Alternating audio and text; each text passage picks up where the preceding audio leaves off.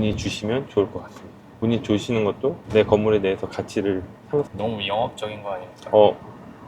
뭐 이게 다 영업적인 거 아니에요?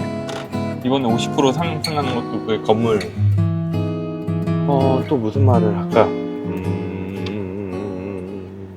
이제 대수원이랑 신축이랑 다른 것 중에 하나가, 대수원 같은 경우는 이제 기존에 있는 건물을 재사용해서 이제 구조만 남기고 새로운 건물로 탈바꿈 시키는 거잖아요. 그러다 보니까 40년, 50년 된 건물들 같은 경우는 해망도가 없는 경우도 있고, 기존에 이제 건축물 대장상에는 뭐 건폐율이나 용적률이 맞게 되어 있는데 실제는 건폐율이 없어야 될 부분에 건물이 있는 경우도 있기 때문에, 이게 만약에 건폐율이나 용적률이 넘어갔을 경우에 별도의 추인 과정이 있을 수 있어요. 추인 과정이라고 하면은 건축물 대장에 맞게끔 건폐율이나 용적률을 맞춰서 일부 철거를 해야지 우리가 대우선 허가를 받을 수 있게끔 그런 경우도 있거든요.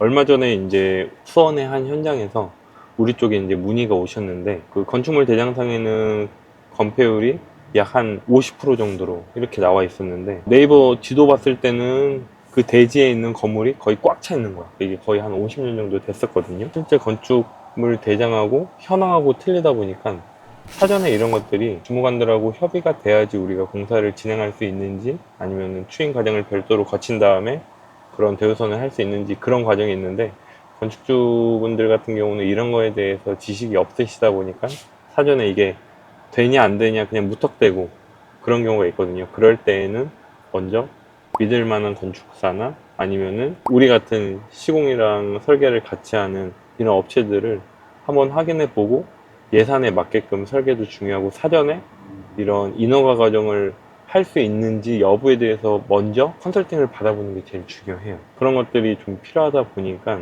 어떻게 보면은 제일 중요한 게 제일 좋은 건물이나 대지를 찾는 거고, 그 다음에 중요한 거는 설계사무소 소장님을 잘 만나는 게 제일 중요하다.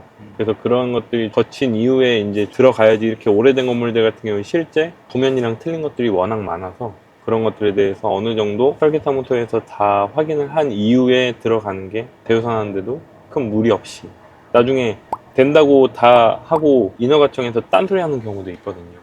그러다 보니까 이런 것들을 확실히 좀 과정을 거친 이후에 하는 것들이 제일 중요한 것 같습니다. 대우선 같은 경우는 오래된 건물에서 특히. 또 무슨 말을 할까?